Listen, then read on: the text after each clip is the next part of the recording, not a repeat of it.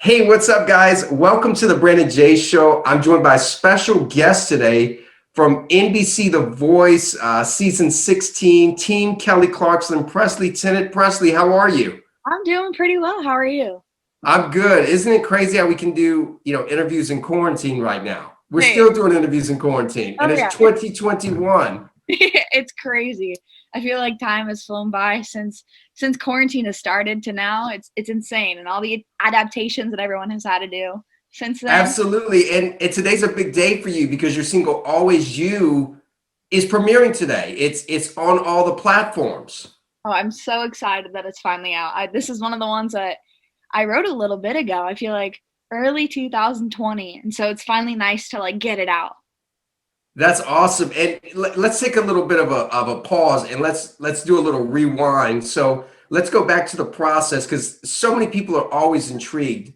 How nerve-wracking, how much anxiety did you receive when you're up there on stage, the chairs are turned around, you don't know who's going to turn around for you. Tell us about the process. I will say the process for me wasn't that nerve-wracking until I got up on stage. I was Right. there, like, the entire month beforehand doing like rehearsals and wardrobe and interviews and stuff like that, and I was just having fun. I wasn't really thinking much about like, oh, I have to like go on stage and perform for like these A-list celebrity singers that I've looked up to for so long.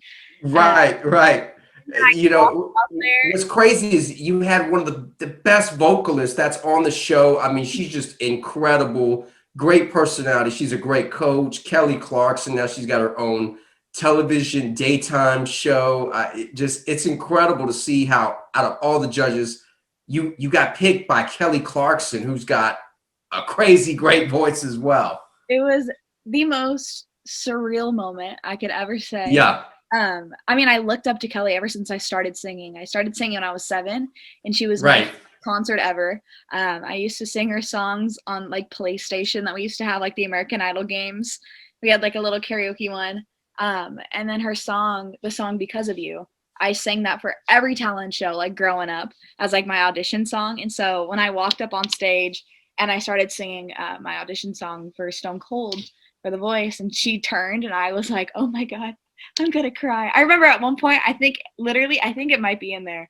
Um, you like hear my voice like start to crack, and I'm like, nope, nope. Right, Finish right, this because you're song. about I to gotta cry. finish You this like, song. hold it together, Presley. Hold it together. Like when I was walking out on stage, I felt like my knees start to like buckle up, and I'm all, oh no, this is not gonna be good. I walked on stage, and as soon as I started singing, I felt more relaxed. Uh, Uh-huh. and then she turned her chair, and then like all the nerves completely just went away, and I was like, I can relax now. I'm on the show. I got the coach that I wanted. Um, Right. so You're great. doing you're doing your thing. That's awesome. Presley, one of the questions I had for you, because I was like, what questions can I ask Presley that really stand out to the audience and things that people want to know? They're just afraid to ask sometimes. What do you think the biggest lesson is that you've personally learned after going through the reality show process? Because a lot of people think that you go on the reality show, you blow up, and that's all you have to do to make it in this wonderful world we call the music industry. But tell us, what do you how do you relate to people that go on these shows? Because there's so many contestants, you're like, where are they at now? Like they disappear. And fortunately for you, you've got singles coming out. You're doing shows. You're constantly in the media. But tell us, like, what do you think is the biggest lesson that you've learned from going through this process? I feel like the biggest lesson for me was to be your most authentic self. It sounds Right, really cheesy, and I feel like everyone kind of says that, but not right. everyone also is like meaning it when they say it. But I mean, I came on the show as a pop artist, and I came off the show as a country artist just because of That's awesome. it And was so it was country always something that you desired to do in terms of format, or was it just something that you kind of learned that you just had a natural gift for? I mean, I come from a small little town. It's called Norco, Horsetown, USA. I mean, I'm very familiar with the whole country background. I grew up in it.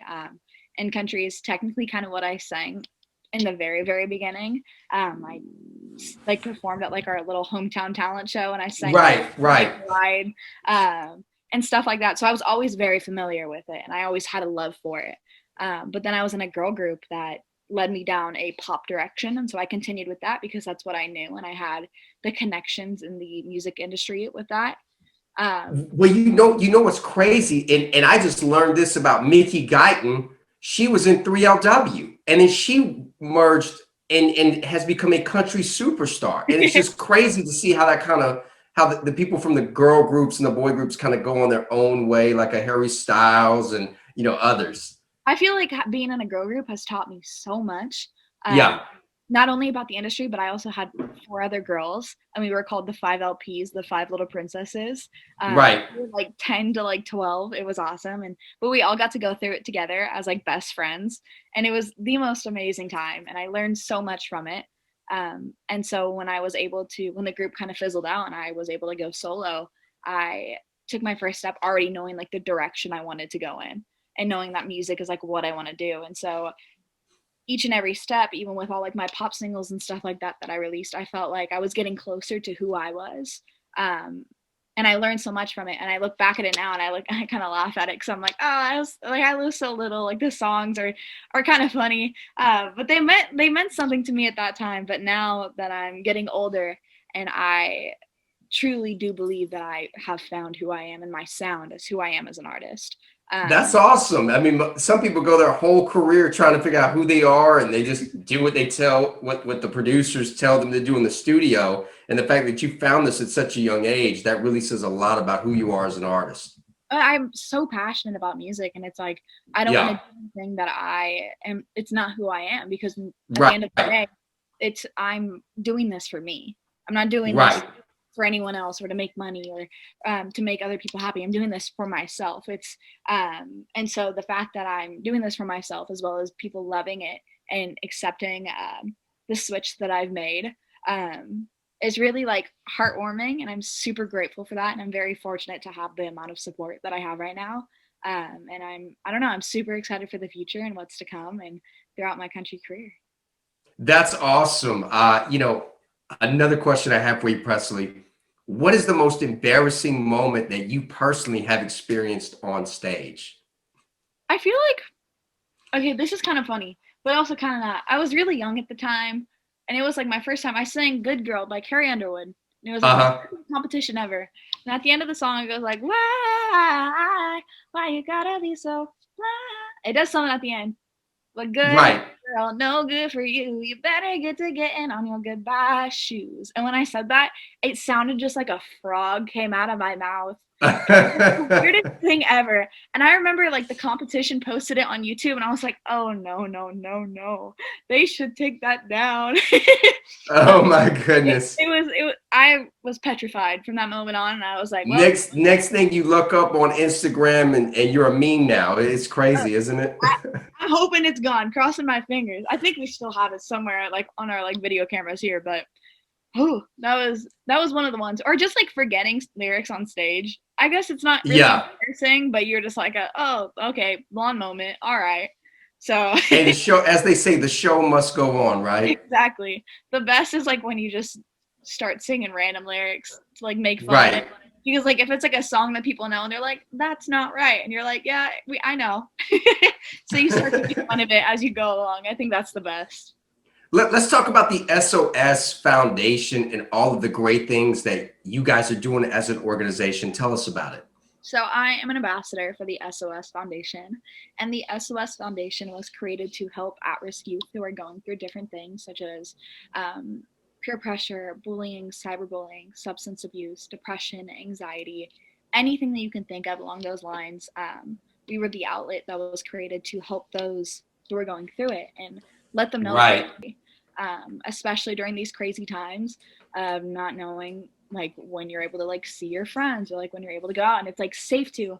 I mean, a lot of people, that was like their outlet. They used to go hang out with their friends all the time. Luckily, Right. in the 21st century, and we have like FaceTime and phone calls and text messages and stuff like that, but it's still not the same thing as like seeing somebody face to face. Right. So they can feel alone during these times, and so There's definitely a disconnect, and COVID and the coronavirus and this pandemic has kind of created that. But it's a great, in my opinion, it's a great opportunity for creatives to continue to create because it buys us time to get our stuff together, right? I mean, if musicians or anybody else who's doing their stuff, like with different crafts and stuff like that, if they aren't using this time to like help get all the back end stuff, when we all come back, we're all gonna go full force. There's gonna be an abundance of music, an abundance of Yeah, stuff. And so if you aren't hopping on that train, we gotta be out of here. that's it. You're going to get left behind. I mean, that's the reality of it. So There's today's so the big day. Crazily, Presley, we're already halfway through the month already. And today, Always You is getting released on all platforms. And I know you're going to sing just a little bit, not too much, but just give our audience just a snippet of what they can expect. And then if you guys want to hear the rest, you got to go stream it on Spotify and Apple Music. I'm super excited for this song to come out. This one has been one of the ones that we've been working on for a while. And so the fact that I can finally release it is super exciting. But yeah. That's awesome. Presley Tennant, let's hear it. Part of Always You. It's gonna be both T, so hopefully no one's wearing headphones right now. You're at home. It's quarantine. We're not going to judge you too hard here. Right. Don't wanna waste another minute of time pretending I'm okay with you. Not in my life. No matter what I say, no matter where I go, no matter what I do, it's always you. Thank you so much, Presley. I wasn't expecting this, but I was like, you know what? Let me throw a curveball and let's just see. I just want to hear a cappella because we haven't heard it since The Voice. So it's cool to hear the studio polished and the radio ready sound. But when someone can sing a cappella, that shows that they can truly sing. So thank you so much. Presley, what advice do you have for those artists out there? Because we are still in the middle of and it's hard for people to get in front of new crowds to attract new fans. And it's kind of, depressing when you're trying to get out there and you're like, how do I build a fan base besides just going on social media? What advice do you have? I would say, I mean, I kind of already said it earlier, but just be your 100% authentic self because people are going to fall in love with you as long as like you are 100% confident in who you are. And during these times, work extra hard because as soon as everything is kind of lifted or we can go out and it's safe, that's when everything's going to be picking back up. And so I'm super excited for that, but we all got to put in the work now. So it's easy once everything's off. Absolutely. Where can the fans at home follow you on social media? You can follow me on all my social media, which is at Presley Tennant. So PresleyTennant, except for Facebook, and that is Presley Tennant Official. That's awesome. Presley, thank you so much. Congratulations on your release today. If you guys want to hear this song, go to Spotify, go to Apple Music. I will tag it in the description below. Always You, Presley Tennant. Thanks so much. Congratulations. Stay safe. And I can't wait to see what's on the way for you with your future success. Thank you so much. I appreciate it. Thank you. This has been an exclusive interview with national recording artist Presley Tennant. I'm Brandon J. We'll see you next time here on the Brandon J. Show. Goodbye for now.